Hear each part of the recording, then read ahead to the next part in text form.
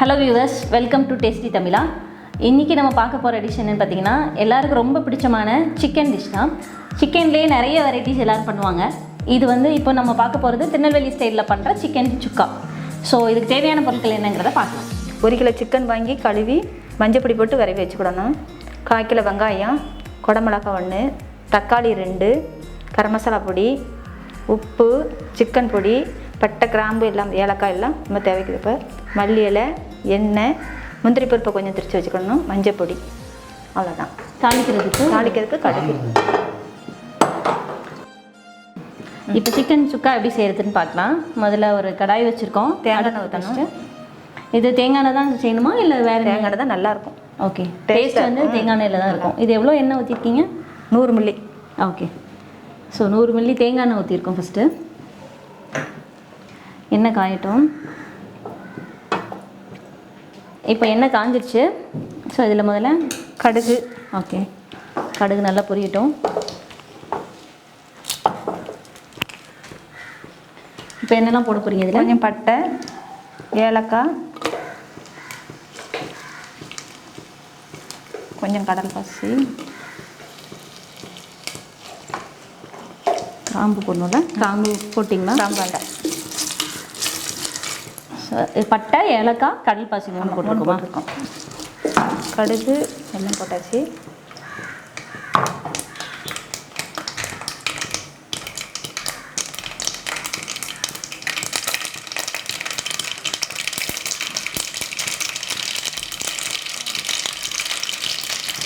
வெங்காயம்.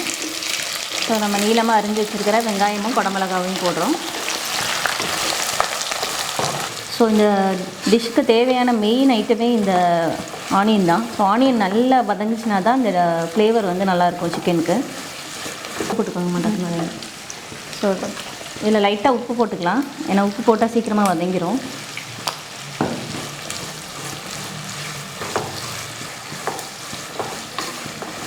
ஸோ நல்லா இது என்ன ஒரு கோல்டன் ப்ரௌன் வரணுமா இல்லை லைட்டாக வந்தாலே போதும்.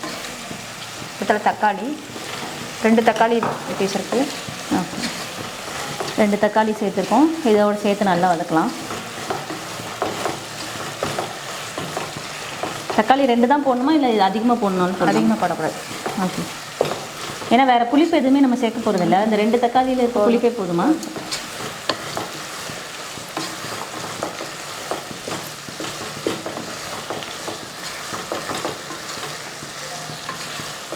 மூடி போட்டோன்னா சொல்லுங்கள். ஸோ இது கொஞ்சம் வதங்கட்டும். ஒரு 5 மினிட்ஸ் மூடி போட்டு கொஞ்சம் மஞ்சள் பொடி போட்டுக்கலாம். நார்மலாக ஆனால் சிக்கன் சுக்காவில் வந்து குடமிளகா போட மாட்டாங்க. நீங்கள் குடமிளகா போட்டு செய்கிறீங்களா? கொஞ்சம் டேஸ்ட் அதிகமாக இருக்கும், நல்லாவும் இருக்கும் சாப்பிட்றதுக்கு. ஓகே, குடமிளகா ஃப்ளேவர் பிடிச்சவங்க போட்டுக்கலாம்.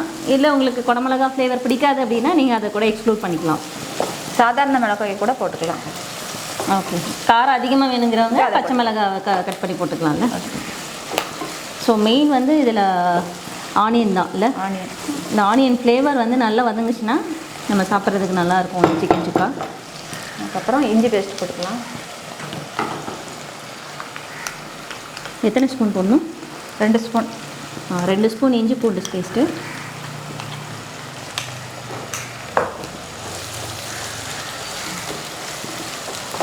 ஸோ அந்த இஞ்சி பூண்டு ப்ளஸ் இந்த ஆனியன், அந்த குடமிளகாவோட ஃப்ளேவர் வந்து நல்லா வதங்கும் போதே சூப்பராக இருக்குது. அதுக்கப்புறம் கரம் மசாலா வந்து போட்டுக்கலாம். ஸோ அடுத்து நம்ம சேர்க்குறது வந்து கரம் மசாலா பொடி. எத்தனை ஸ்பூன் இது? 2 ஸ்பூன். 2 ஸ்பூன் கரம் மசாலா பொடி சேர்த்துக்கிறோம். ஆல்ரெடி நம்ம பட்டை கிராம்புலாம் வேறு போட்டிருக்கோம், ஏலக்காய்லாம் போட்டிருக்கிறதுனால 2 ஸ்பூன் கரம் மசாலா பொடி போதும். நிறைய பேருக்கு கரம் மசாலா ஃப்ளேவர் பிடிக்காது. ஸோ அவங்க வந்து இதில் 1 ஸ்பூன் போட்டுக்கிட்டா கூட போதும். ஸோ ஃப்ளேவர் பிடிச்சவங்க 2 ஸ்பூன் போட்டுக்கோங்க.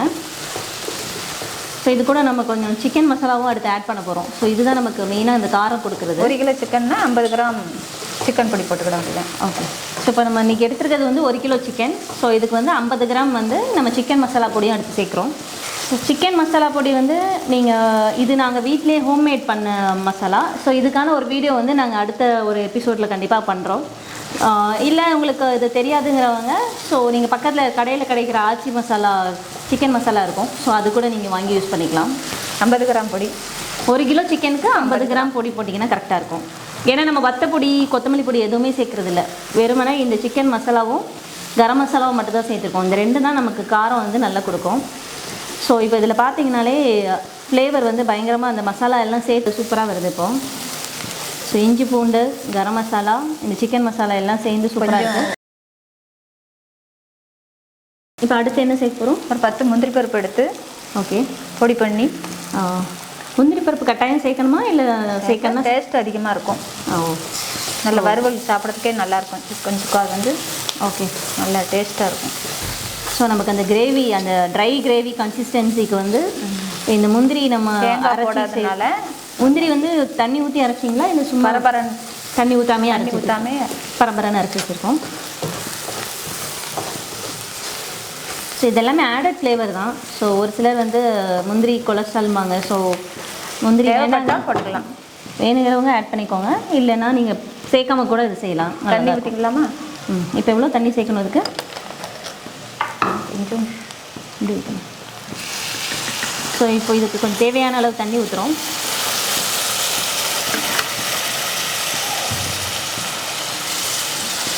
ஸோ இந்த மசாலா நல்லா வேகணுங்கிறதுக்காக தான் இப்போ நம்ம தண்ணி மிக்ஸ் பண்ணியிருக்கோம். ஸோ இது நல்லா சிக்கன் தூக்கி போட்டுடலாம். ஸோ இது நல்லா கொதிச்சதுக்கப்புறம் நம்ம இப்போ சிக்கன் போட்டுடலாம். கொஞ்சம் உப்பு போட்டுக்கிறோம், கொஞ்சம் தான் போட்டிருக்கு. எவ்வளோ 1 ஸ்பூன் போட்டால் போதுமா? ஒரு 2 ஸ்பூன். ஓகே.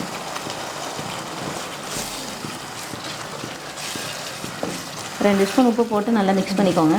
இப்போ சிக்கன் எடுத்து மசாலா வந்து நல்லா வந்துருச்சுன்னு அர்த்தம். ஸோ இப்போ நம்ம இந்த சிக்கன் பீசஸை வந்து ஆட் பண்ணுறோம். சிக்கன் க்ளீன் பண்ணும்போது கொஞ்சமாக லெமன் புழிஞ்சி மஞ்சள் பொடி போட்டு க்ளீன் பண்ணிங்கன்னா சிக்கனை போட்டு இந்த மசாலாவோடு நல்லா திரட்டி எடுத்திங்கன்னா கோட்டிங் அந்த மசாலாவில் நல்லா இறங்கும். ஸோ இதை அடிப்பிடிக்காமல் இருக்கிறதுக்கு 2-3 வாட்டி கிளறிட்டே இருங்க. ஏன்னா அதுக்கப்புறம் நம்ம மூடி வச்சோன்னா 5 மினிட்ஸ் நல்லா குக் ஆகிடும், 5 to 10 மினிட்ஸில். ஸோ நான்ஸ்டிக் கடாய்னா நமக்கு மோஸ்ட்லி அடிப்பிடிக்காது, இருந்தாலும் நம்ம கிளறி விடுறது நல்லது.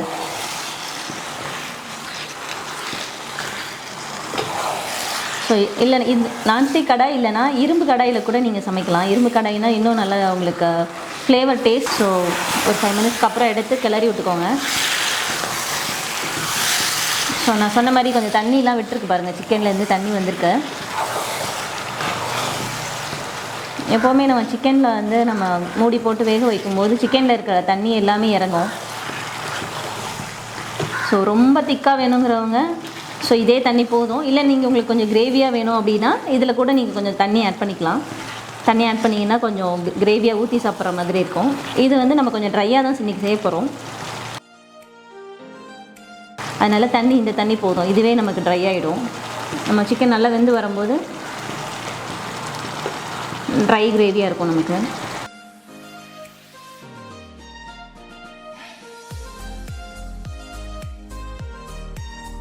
இப்போ திறந்து பார்க்கலாம் எப்படி வெந்திருக்கான்ட்டு.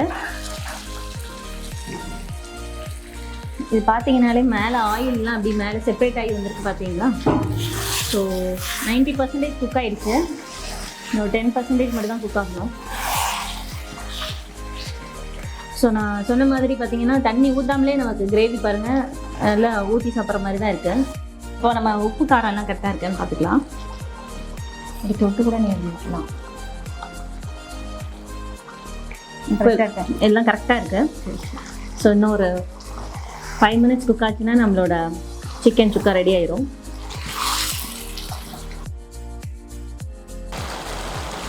சிக்கன் சுக்கா சூப்பராக ரெடி ஆயிடுச்சு. ஸோ இப்போ நல்லா வெந்துருச்சு சிக்கன். உங்களுக்கு இல்லை இன்னும் ட்ரையாக வேணுன்னா கூட இன்னொரு 5 மினிட்ஸ் விட்டிங்கன்னா ரொம்ப ட்ரை ஆகிடும். ஸோ உங்கள் விருப்பப்படி நீங்கள் ஆஃப் பண்ணிக்கலாம். இப்போ ஆஃப் பண்ணிங்கன்னா ஓரளவு லைட்டாக செமி கிரேவியாக இருக்கும். ஸோ சாதத்தில் போட்டு பிணைஞ்சி சாப்பிட்றதுக்கு நல்லாயிருக்கும். மல்லி இலையும் கருவேப்பிலையும் சேர்த்து இறக்கியாச்சுன்னா சூப்பரான சிக்கன் சுக்கா ரெடி. இப்போ நமக்கு சூப்பரான சிக்கன் சுக்கா ரெடி ஆயிடுச்சு. ஸோ இப்போ அதை நம்ம பிளேட்டிங் பண்ணிடலாம்.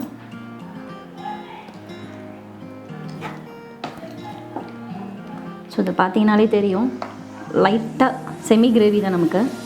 ஸோ நமக்கு சாதத்தில் போட்டு பிணைஞ்சி சாப்பிட்றதுக்கு இது ரொம்ப நல்லாயிருக்கும். இப்போ நமக்கு டேஸ்டியான திருநெல்வேலி ஸ்டைல் சிக்கன் சுக்கா ரெடி ஆகிட்டு, எல்லாம் ட்ரை பண்ணி பார்த்துட்டு கமெண்ட் பண்ணுங்கள். உங்களுக்கு பிடிச்சிருந்ததுன்னா லைக் பண்ணுங்கள், மற்றவங்களுக்கும் ஷேர் பண்ணுங்கள். கண்டிப்பாக எங்களோட சேனலை சப்ஸ்கிரைப் பண்ணுங்கள்.